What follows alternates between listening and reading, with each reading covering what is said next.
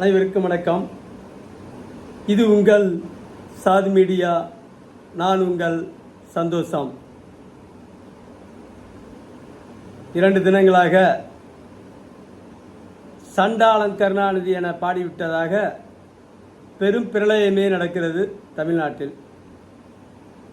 சாட்டை துரைமுருகன் கைது செய்யப்பட்டார்.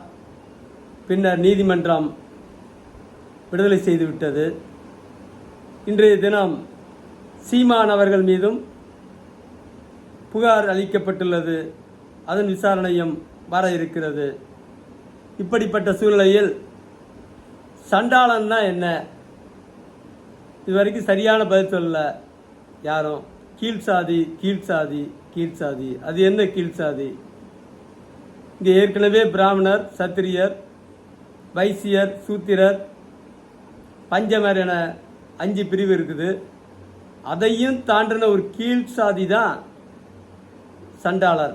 அப்படி ஒரு சாதி கிடையாது, அப்படி ஒரு பிறப்பு. அதை குறிப்பிடுவது தான் சண்டாளன். ஒரு அந்த காலத்தில் மனு தர்மப்படி அந்த காலத்தில் ஒரு உயர் சாதி ஆணும் அதற்கு அடுத்த நிலை அல்லது அடுத்த நிலையில் இருக்கிற கீழ் சாதி பெண்ணும் காதலித்து அவர்களுக்கு குழந்தை பிறந்தால் அந்த குழந்தை அந்த இரு சாதிகளுக்கு இடையிலான மையமான சாதியாக மதிப்பிடப்படும். உயர் சாதி ஆணும் கீழ் சாதி பெண்ணும் திருமணம் செய்து கொண்டால் அந்த இரு சாதிகளுக்கு இடையிலான மையமான சாதியாக அந்த குழந்தை கருதப்படும்.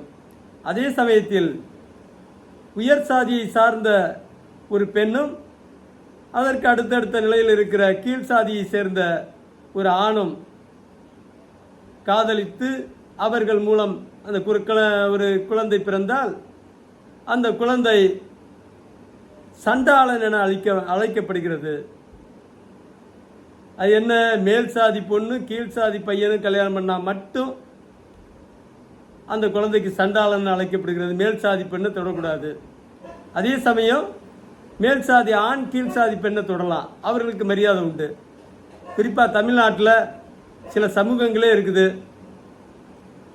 அந்தப்புறத்தில் பிறந்தவர்கள், அதாவது மன்னர்களின் அந்தப்புறத்தில் பிறந்தவர்கள் ஒரு சாதி, உயர் சாதி. ஏன்னா ஆண்கள் அங்கே பயன்பட்டவர்கள் கீழ் சாதி பெண்கள், அந்தப்புறத்து பெண்கள். அவர்கள் உயர் ஜாதிகளாக இன்றைக்கும் தமிழ்நாட்டில் இருக்கிறார்கள். அவர்களுக்கு ஏராளமான நிலபுலன்கள் உண்டு. அதற்கு அடுத்த நிலையில் தெலுங்கு படைகள் இங்கே முகாமிட்டு இருந்தபோது அந்த படை முகாம்களில் பயன்படுத்தப்பட்ட பெண்களுக்கு பிறந்த பிள்ளைகளும் கொஞ்சம் மரியாதைக்குரிய ஆண்களாக தான் கருதப்படுகிறார்கள். அவர்களுக்கும் கணிசமான சொத்துக்கள் இருக்கிறது. இதெல்லாம் சிலருடைய, அதை பற்றி என்ன விரிவாக சொன்னால் அது என்ன பிரச்சனைக்குரியதாக போகும். இங்கே கூட திமுகவிலிருந்து ஒரு தலைவர் பேசினார். சீமான் பாட்டிக்கு ஜாக்கெட் அணியை கற்றுக் கொடுத்தது, ஜாக்கெட் அணியை அனுமதி வாங்கி கொடுத்தது நான் திராவிடம்னு. உண்மையிலேயே அந்த நபருடைய பாட்டி புள்ள பெற்ற இடம் எதுன்னு அவருக்கும் தெரியும், எனக்கும் தெரியும். இப்போ அது பிரச்சனை இல்லை. சண்டாளன்கிறது என்ன அப்படி கொடிய செயல்? கீழ்சாதி ஆணுக்கு பிறந்ததினாலேயே அவன் சண்டாளன் என்று அழைக்கப்படுகிறான். அதை எப்படி இப்படி இவர்கள் அங்கீகரிக்கிறார்கள், அவர்களை இழிவுபடுத்துகிறார்கள். இப்போது அந்த சண்டாளன் என்கிற பிரிவு செயல்பாட்டில் இல்லை. கிராமத்தில் கூட ஒரு பாதகமான செயலை செய்துவிட்டால், அட சண்டாள பாவி இப்படி செய்து விட்டாயே என்று பெண்கள் சர்வசாதாரணமாக சொல்வது வழக்கமான ஒன்றுதான். சுமார் 2.5 லட்சம் தமிழர்கள் படுகொலைக்கு துணை நின்ற துரோகத்தை கலைஞர் செய்தார். அது அவர்தான் விரும்பி செய்தார்களா அல்லது இன்றைக்கு ஆட்சி பொறுப்பில் இருக்கிற அவர்கள் குடும்ப உறுப்பினர்களின் வற்புறுத்தலுக்கு இணங்க வேறு வழி இல்லாமல் அந்த துரோகத்தை செய்தாரா என்பது வேறு விடயம்.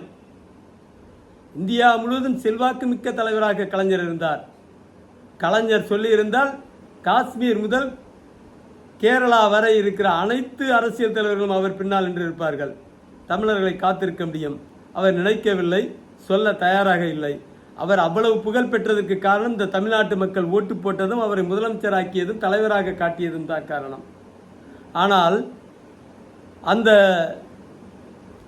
கலைஞர் துரோகத்திற்கு துணை போனதற்கு அவர்கள் குடும்ப உறுப்பினர்கள், இன்றைக்கு ஆட்சியில் இருக்கிற பொறுப்பாளர்கள் தான் காரணம் என்ற மிக உறுதியாக குற்றம் சாட்டுகிறேன். அவர் கலைஞரை அந்த காலத்திலிருந்தே அதிமுகவினர் மிக கடுமையாக சாடுவார்கள். அதிமுகவினரும் பொதுமக்களும் கூட. கள்ள வடை, கார வடை, கருணாநிதியை பல்ல வடை என்று சொல்லுவார்கள். அந்த காலத்தில் எம்ஜிஆர் ஆட்சி காலத்தில் கத்தரிக்காய் கொத்தரங்காய் கூட்டு, கருணாநிதியை உள்ள வச்சு பூட்டு என்று சொல்லுவார்கள். அப்போதெல்லாம் நாம் விசனப்பட்டிருக்கிறோம்.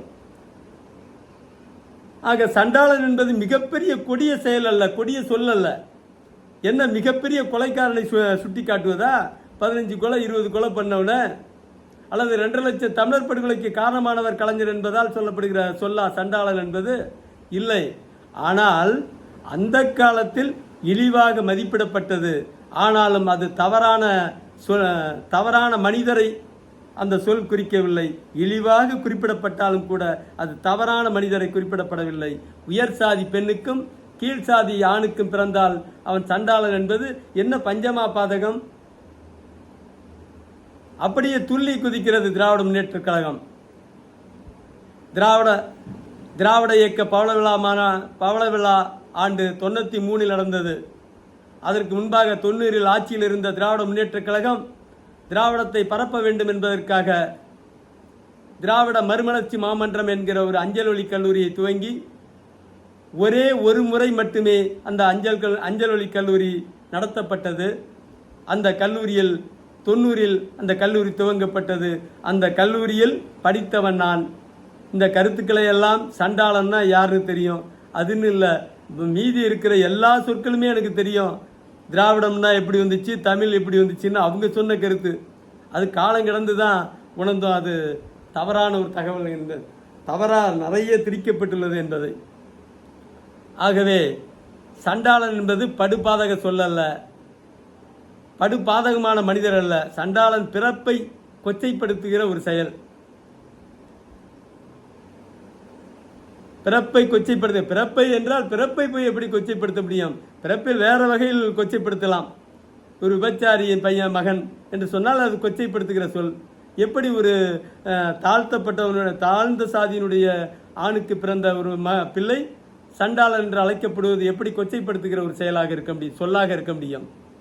ஆகவே சண்டாளன் என்பது மிக மோசமான சொல் அல்ல. சொல்லாக பயன்படுத்தப்பட்டது, மிக மோசமான ஒரு மனிதரை குறிப்பிடப்படுவது அல்ல. அந்த காலத்தில் மனிதர்வம் பயன்படுத்திய ஒரு அநாகரிக செயல் என்று தான் சொல்ல வேண்டும். மீண்டும் பேசுவோம். நன்றி, வணக்கம்.